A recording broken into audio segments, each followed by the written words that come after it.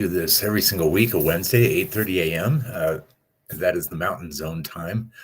That would be 7:30 in Los Angeles, 10:30 in New York. The topic of this week is the Medicare physician fee schedule, and basically why this is a problem for all the physicians that are basically stuck with the government bureaucracy of the what is considered usual, customary, and reasonable. What is not so reasonable, in my mind, is the fact that the conversion rate, or the rate at which they increase the level of fees on January 1st of each year, doesn't keep pace with inflation. Let's go ahead, and I'm going to go ahead and talk along with some information that I've put together. So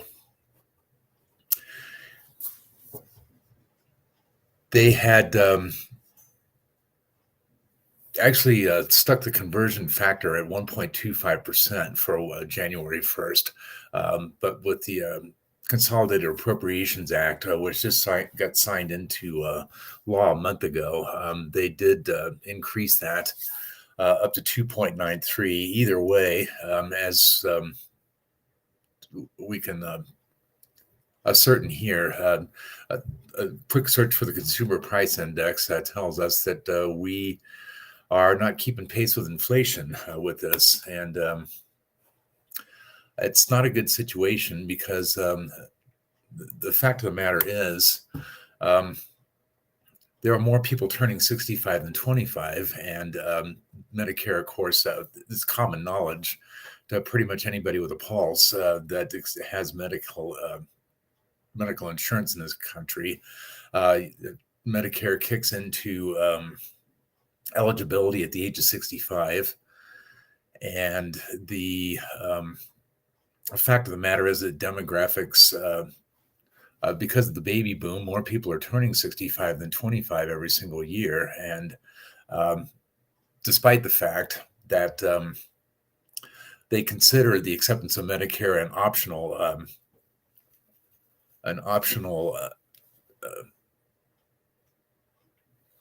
service offering, you can't really afford not to do it, simply because you're basically shooting yourself in the foot and cutting yourself out of a large potential patient base. So they have instituted certain things that have helped somewhat. One of the things is that they have created some new CPT codes that allow for separate direct-to-patient billing, as well as there are some provisions that are going to allow for add-on payments for the complexities in particular care. And the more practical level, what we can do to help you combat the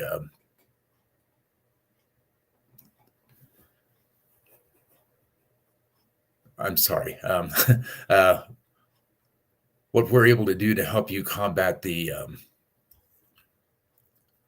obvious reduction in gross revenues under these programs is to becoming more efficient and doing the things that increase cash flow. One of these things, of course, is enabling greater patient, enabling greater staffing. This is going to, I'm sorry, it looks like I'm kind of wool gathering a little bit here. I have to apologize. If you are in the business of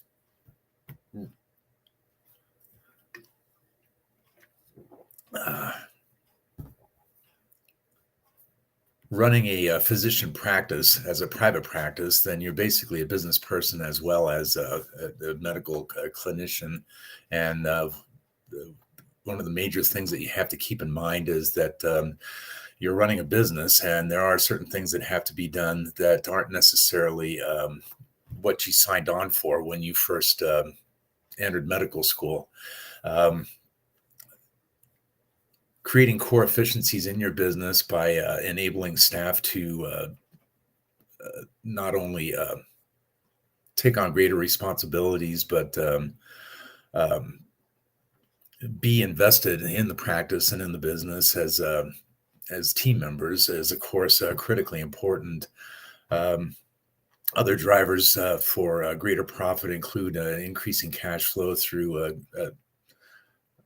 direct analysis of the transactions that go in and out of your business, as well as, of course, of keeping in mind that every single person that makes money in this country has to pay tax, and it's important to strategize to the greatest possible extent, paying as little tax as possible. So this is basically my way of saying that it is very difficult, and there are people out here in the world that understand that you are getting paid less for the same services, adjusted for inflation, and there are things that you can do about the decrease in gross revenues on in a pure black and white sense. So with that, hopefully increasing core efficiencies will also result in increase in your ability to grow, scale, and continue to serve your patients. So with that, we do appreciate your continued attendance with Weekly Profit Talk. We do this every single week. Again, it's at 8:30 Mountain Time. That is 7:30 West Coast, 10:30 East Coast. We will be back next week, and we're looking forward to sharing some new information with you then. This is a question and answer, by the way. So if you are in fact watching live, you can pop a question in the comments of any of the three media that we're broadcasting on.